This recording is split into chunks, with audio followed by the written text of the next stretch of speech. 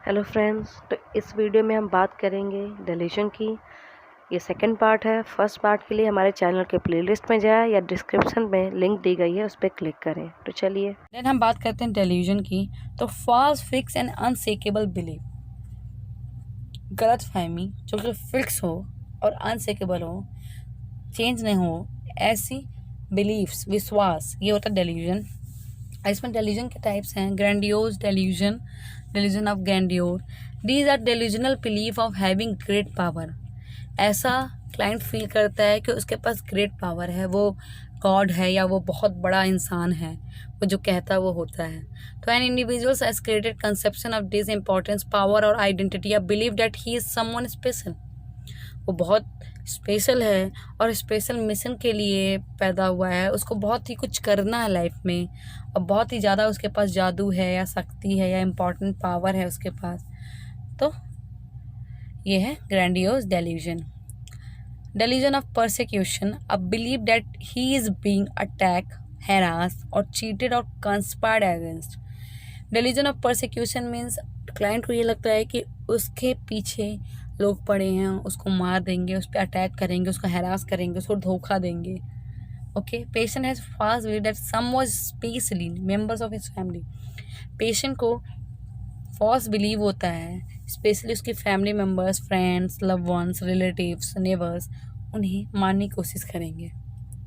Delusion of reference, the patient believe that someone are talking about him. Patient को ये feeling आती है कि उसके बारे में कोई बात कर रहा है। डेल्यूजन ऑफ कंट्रोल और इन्फ्लुएंस और पैसिवली, ये बिलीव की फीलिंग्स या उसके जो भी अंदर की इंटरनल फीलिंग्स है, थॉट हैं, वो किसी और द्वारा कंट्रोल किए जा रहे हैं by external force, and that people are able to read his mind and control them. Patient को लगता है कि उसके जो माइंड में चल रहा है वो बाहर वाला इंसान पढ़ ले रहा है और उसको कंट्रोल कर रहा है। वो ये कहेगा कि मुझे वो कंट्रोल कर रहा है, मैं उसके बस में हूँ, वो जो कह रहा है मैं वो कर रहा हूँ। Then nihilistic delusion, a belief that he, she are part of body or even the world does not exist. उन्हें ये फील हो रहा है कि उनके बॉडी के पार्ट या फिर दुनिया है ही नहीं, डिस्ट्रॉय हो चुकी है। मोस्ट कॉमनली ये मेजर डिप्रेसिव एपिसोड के पेशेंट में दिखता है। Dilution of poverty and worthlessness, poverty and worthlessness means patient feel that he is unless and worthless. उसका कोई काम नहीं है, वो वर्थलेस है, बेकार है इस दुनिया में। Sense of loss of social value, उसकी कोई सोशल वैल्यू नहीं है, ये फीलिंग आएगी। डेल्यूजन ऑफ थॉट पोजीशन में थॉट इंसर्शन, थॉट इंसर्शन में पेशेंट को लगता है कि कोई कुछ उसके माइंड में थॉट्स को है इंसर्ट कर रहा है। थॉट विड्रॉल में पेशेंट के माइंड से उसके थॉट्स को विड्रॉ कर रहा है away by some external force. And thought broadcasting means patient को ये फील होता है कि उसके जो थॉट्स हैं वो ब्रॉडकास्ट हो रहा है थ्रू रेडियो, न्यूज़पेपर, टीवी। जैसा कि कभी कभी हम जो सोचते हैं नॉर्मली, कभी टीवी में वो चीज़ आ जाए तो हम कहते हैं ये तो हमारे माइंड में चल रहा था, अभी हम ये सोच ही रहे थे और ये देखो टीवी पे आ गया। लेकिन पेशेंट को ये चीज़ हमेशा लगती है या वहाँ पे तुरंत फील होता है कि जो भी टीवी, न्यूज़पेपर या ब्रॉडकास्ट हो रहा है टीवी या न्यूज़पेपर या रेडियो पे, वो पेशेंट के माइंड की थॉट है। Somatic delusion, a believe that he और she has this functional body part. Delusion of guilt, patient को गिल्ट फील होता है। Person feels guilty to extent that may not be real. Person may believe that he और she is responsible for some great issues और problem और disasters. Patient को ये लगता है कि जो भी कुछ हुआ है उसकी जो वजह है वो पेशेंट है, इतना बड़ा डिजास्टर हुआ तो वो अपने आप में गिल्ट फील करता है। Delusion of infidelity, delusion of jealousy, this is delusion that one's lover is unfaithful to him. Patient client को ये फील होता है कि उसका जो पार्टनर, उसका जो लवर है वो अनफेथफुल है, उसको धोखा दे रहा है। Okay, erotomania, a delusion believe that the other person is deeply in love with him और her. The suppose lover is usually inaccessible and much higher social status, कोई बहुत ही बड़ा सोशल स्टेटस का इंसान उससे डीपली लव करता हो, उसके लव में हो, तो ये एराटोमेनिया, ये फीलिंग आती है पेशेंट को।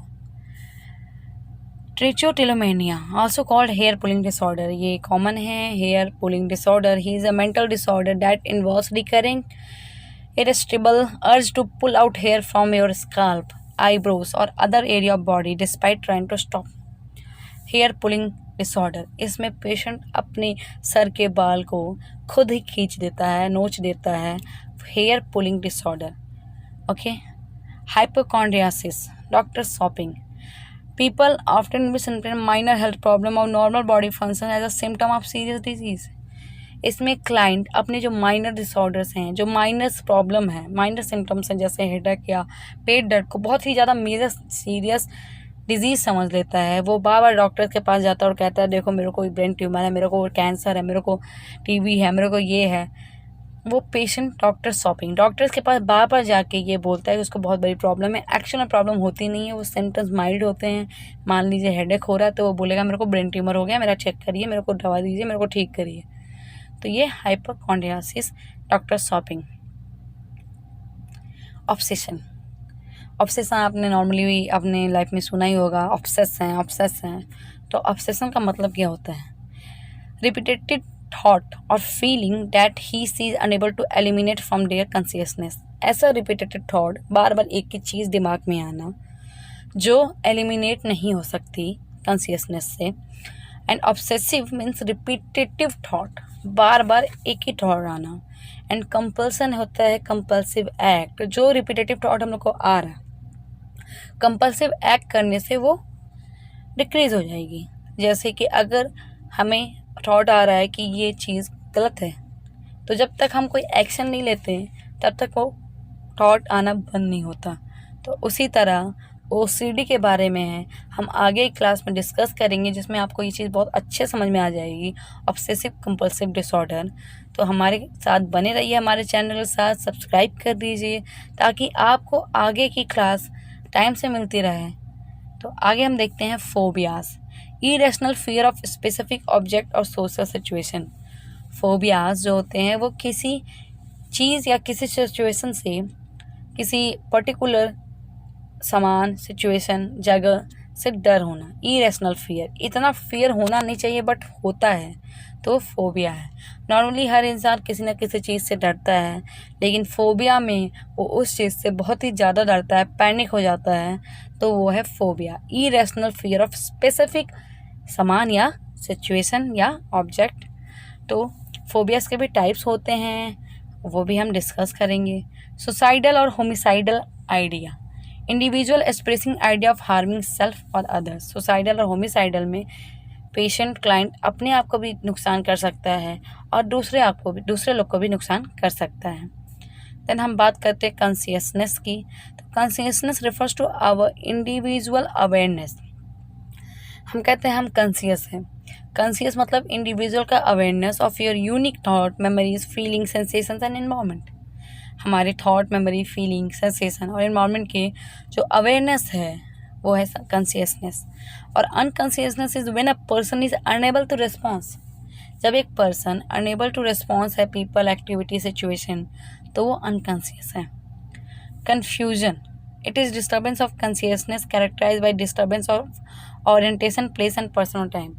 जब एक पर्सन को ओरिएंट नहीं हो पाता प्लेस, पर्सन और टाइम की, क्या प्लेस है, क्या पर्सन है, क्या टाइम हो रहा है, तो ये कंफ्यूज होता है। The face of the patient present a confuse, surprise, clouding of consciousness, the patient had disturbance of clear mindlessness, का capacity to think, perceive, response and remember is impaired.